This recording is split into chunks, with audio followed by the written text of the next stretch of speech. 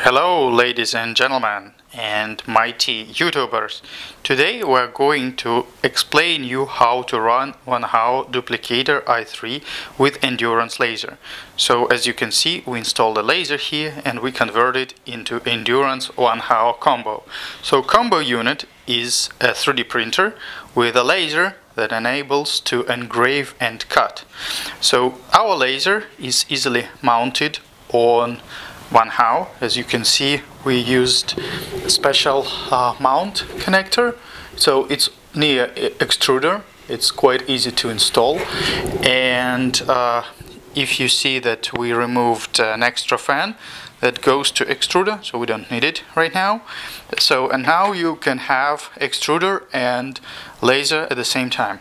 The laser was connected to a fan output with 12 volts, and the amperage of this output, according to WanHao manual, is 12 amps, so it's quite enough to feed our 8-watt laser guy.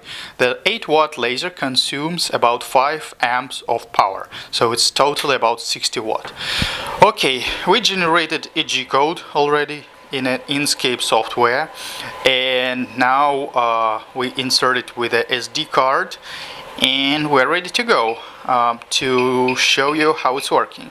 By the way, the laser you receive from Endurance and from WanHao, it's disassembled, so this metal part is actually horizontal, so you just need to install it vertically, and then we're all set. But it's okay, show how this guy works.